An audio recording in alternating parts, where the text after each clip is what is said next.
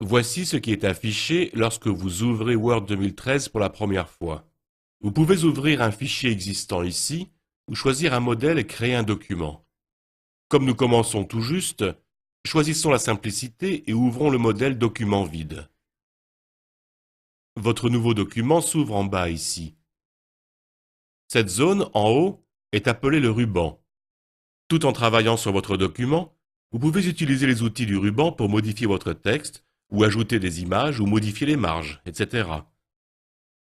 Word a de nombreux outils et fonctionnalités utiles, mais vous n'avez pas besoin de tout connaître pour créer un document. En effet, vous pouvez simplement commencer à saisir du texte. Appuyez sur Entrée pour commencer un nouveau paragraphe. Sinon, continuez votre saisie et Word vous déplace à la ligne suivante automatiquement. Appuyez sur Retour arrière pour supprimer des caractères à gauche. Utilisez les touches de direction pour déplacer le curseur.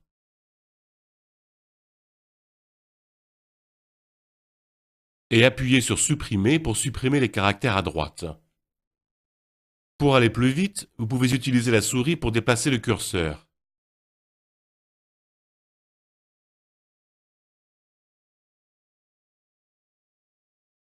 Une fois familiarisé avec Word, vous voudrez effectuer des opérations plus complexes. Par exemple, vous pouvez profiter du vérificateur orthographique de Word. Word indique les fautes d'orthographe potentielles en soulignant le texte en rouge. Si vous le souhaitez, vous pouvez retaper le mot, ou encore mieux, cliquer avec le bouton droit sur le mot et obtenir une liste des orthographes correctes suggérées.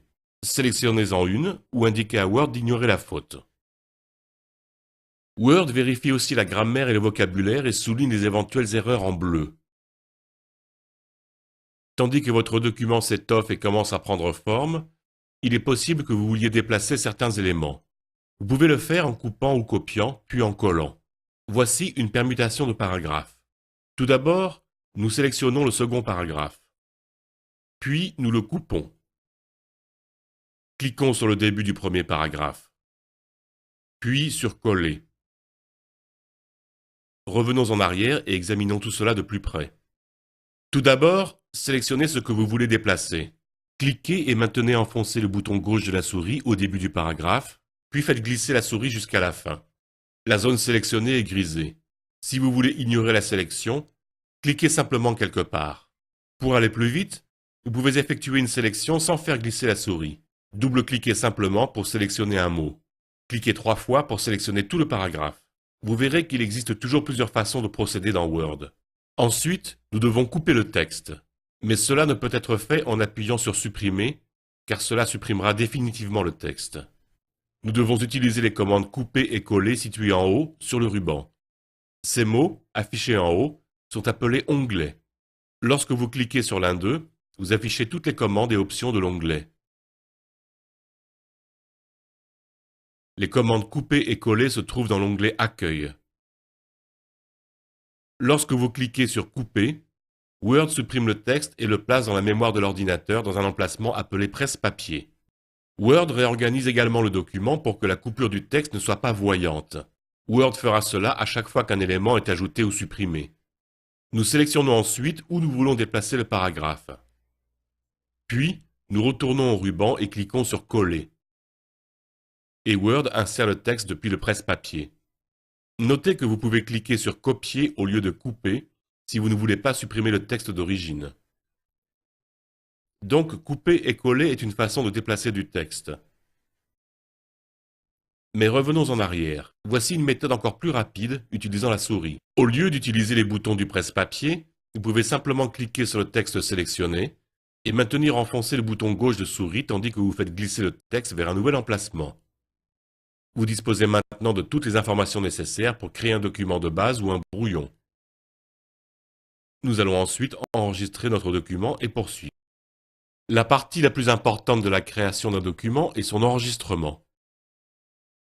Si l'alimentation tombe en panne maintenant, tout votre travail disparaîtra, sauf si vous l'avez enregistré dans un fichier. Accédez à la partie supérieure du ruban et cliquez sur l'onglet Fichier. Et le mode Backstage s'ouvre. Ici, vous ne trouverez aucune commande à utiliser avec le texte. Le mode Backstage concerne l'ouverture, l'enregistrement, l'impression, le partage et l'exportation. En d'autres termes, les éléments traitant un document en coulisses. Cliquez sur Enregistrer et on vous propose un choix. Vous pouvez enregistrer sur votre ordinateur ou sur le cloud à l'aide d'Office 365 SharePoint ou de SkyDrive.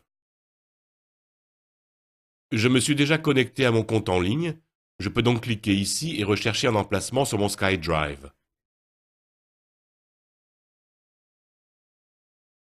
Entrez un nom de fichier et cliquez sur Enregistrer. Cela est similaire à l'enregistrement sur un ordinateur, sauf que vous avez maintenant accès au fichier sur tout ordinateur connecté à Internet. Ou je peux le partager avec d'autres personnes en envoyant un message électronique contenant un lien vers le fichier en ligne.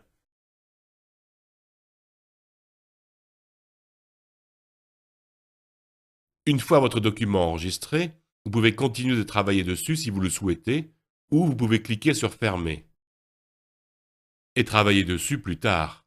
Lorsque votre document est prêt, cliquez sur l'onglet Fichier et enregistrez-le une dernière fois. Cliquez ici si vous voulez imprimer le document. Prévisualisez l'apparence après impression du document. Sélectionnez une imprimante dans cette liste, puis cliquez sur Imprimer. Nous améliorerons ensuite l'apparence du document en procédant à sa mise en forme. Notre document est convenable en tant que brouillon, mais nous ne pouvons pas dire qu'il est terminé s'il n'est pas mis en forme. La mise en forme est un travail effectué sur le visuel d'un document pour faciliter sa lecture et le rendre plus attrayant. Commençons par mettre le titre en valeur. Sélectionnez le titre, puis cliquez avec le bouton droit sur la sélection ou positionnez le pointeur dessus et la mini-barre d'outils s'affiche. C'est la méthode la plus rapide pour ajouter une mise en forme car elle se trouve là où vous travaillez. Pour découvrir les effets d'un bouton, maintenez la souris dessus. Cliquons sur Gras, puis nous allons accéder à ce bouton et augmenter la taille de la police. Si vous souhaitez plus de choix de mise en forme, vous les trouverez sur le ruban. Vous pouvez appliquer ici l'attribut barré, mettre en forme le texte en appliquant l'attribut exposant ou indice, et ici vous pourrez mettre en forme les paragraphes. Il existe de nombreux choix, mais en général, la manière la plus simple et la plus efficace pour appliquer une mise en forme sur le texte consiste à utiliser un style. Maintenez la souris au-dessus d'une option pour afficher un aperçu. Les styles sont simples à utiliser, car vous pouvez appliquer plusieurs options de mise en forme d'un seul clic. Et ils constituent la meilleure méthode de mise en forme, car ils vous aident à appliquer la mise en forme de manière cohérente dans l'ensemble de votre document. Le groupe paragraphe dispose d'options utiles, comme les puces et la numérotation. Si vous voulez les découvrir, sélectionnez du texte et cliquez sur les boutons. Vous n'affecterez rien, car vous pouvez toujours cliquer de nouveau sur le bouton pour désactiver l'option. Ces commandes ajustent l'alignement de paragraphes.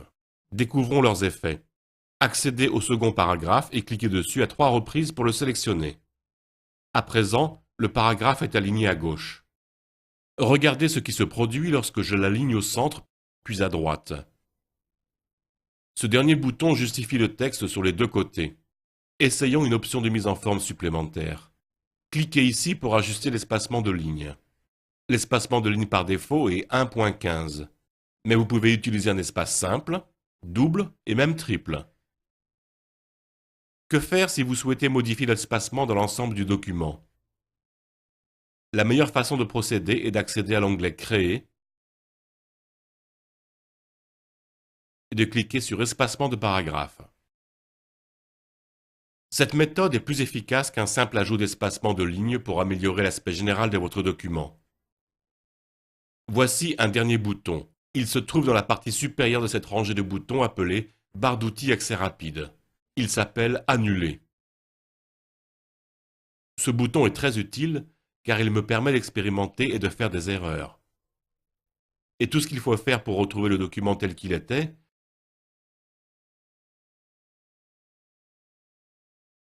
c'est de cliquer sur Annuler.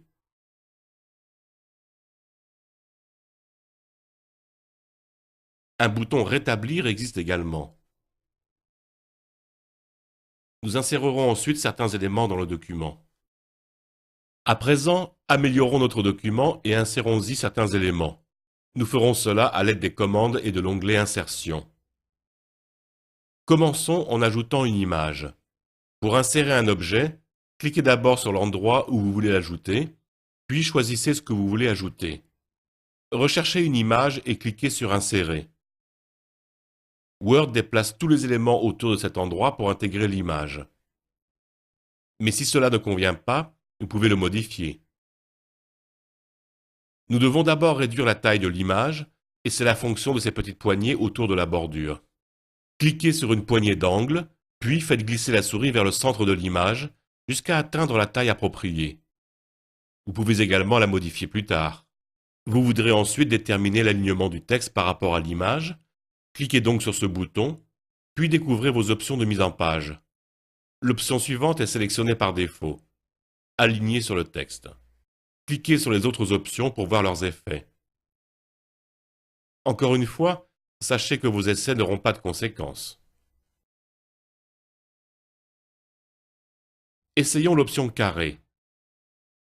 Cela signifie que Word liquéfie le texte pour qu'il se déplace autour de l'image lorsque vous la bougez. À présent, cliquez sur le centre de l'image et utilisez ces repères en vert qui vous aident à déplacer l'image pour l'aligner avec les marges et le paragraphe.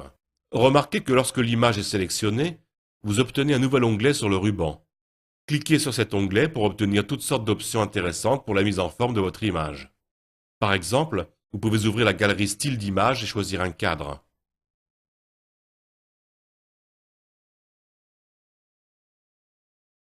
Nous pourrions passer des heures à essayer de nouvelles options de mise en forme, mais passons au tableau. Cliquez là où vous souhaitez insérer le tableau. Puis, cliquez sur Tableau. Nous disposons d'un certain nombre d'options différentes. Mais je trouve que la manière la plus simple d'afficher un tableau est d'utiliser cette grille. Déplacez simplement la souris sur ces zones jusqu'à obtenir le nombre de lignes et de colonnes que vous recherchez. Puis cliquez. Vous pouvez toujours ajouter ou supprimer des lignes et des colonnes ultérieurement. Cliquez ensuite dans chaque cellule et ajoutez votre texte. Pour ajouter une mise en forme, maintenez la souris sur le tableau et cette petite boîte de dialogue apparaît au-dessus du coin supérieur gauche. Cliquez sur la boîte de dialogue et sélectionnez le tableau. Vous pouvez maintenant utiliser la mini-barre d'outils ou accéder au ruban et découvrir les onglets Outils de tableau qui apparaissent lorsque vous sélectionnez le tableau. Accédons à cet onglet Création, situé sous Outils de tableau, et sélectionnons un style à partir de la galerie Style de tableau.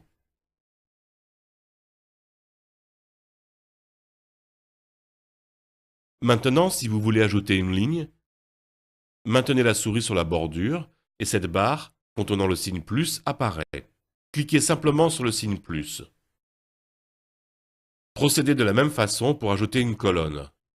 Il existe de nombreux autres éléments que vous pouvez insérer et des options pour les mettre en forme.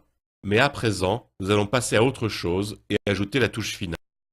Nous avons effectué un travail important sur ce document à l'aide de commandes et d'options sur deux onglets, l'onglet Accueil et l'onglet Insertion. Mais à quoi servent donc les autres onglets? Découvrons-en quelques-uns. Sous l'onglet Créer, vous pouvez modifier les couleurs et thèmes. Sous l'onglet Mise en page, vous pouvez effectuer des actions telles qu'ajuster les marges de page et ajouter des colonnes. Et sous l'onglet Affichage, vous pouvez modifier l'affichage du document, par exemple. Vous pouvez activer cette case à cocher pour ajouter la règle. Prenez un moment pour explorer les onglets. Vous pouvez aussi cliquer sur ces petites flèches dans la partie inférieure du ruban pour ouvrir des boîtes de dialogue avec encore plus d'options. Mais dans cette vidéo, nous allons juste ajouter la touche finale à notre document.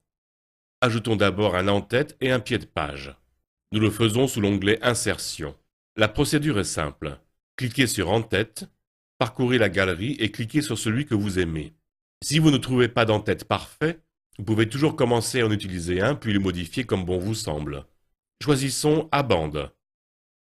Puis remplaçons ce texte par le titre du document.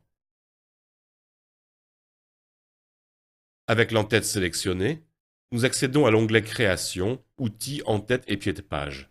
Ici, nous pouvons modifier la conception de l'en-tête. Dans notre document, nous n'avons vraiment pas besoin de voir l'en-tête sur la première page. Donc, sélectionnez Première page différente. Puis, cliquez sur Fermer l'en-tête et le pied de page. Maintenant, l'en-tête que nous venons d'ajouter ne commence qu'à la seconde page. Sur la seconde page, cliquez sur Pied de page. Insérons à bande afin que la conception soit identique à l'entête. Voici maintenant une autre façon de fermer l'entête et le pied de page. Double-cliquez simplement sur le document. Cliquez ensuite sur l'onglet Mise en page. Avant d'imprimer le document, vérifions notre mise en page. Cliquez sur Marge. Par défaut, Normal est sélectionné. Si vous avez un grand nombre d'images et d'autres objets sur votre page, vous pouvez préférer des marges plus étroites ou l'un des autres choix. Dans Orientation, vous pouvez modifier l'orientation de portrait par défaut en paysage, qui tourne la page à 90 degrés. Cliquez sur Taille, si vous voulez utiliser une taille de papier autre que la valeur par défaut 8,5 pouces par 11 pouces. Explorons une dernière zone, l'onglet Créer.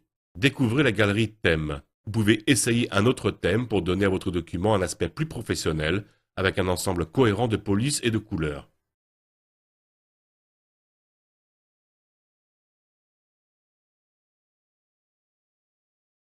Puis choisissez un format de document pour appliquer rapidement un aspect différent à vos polices et styles.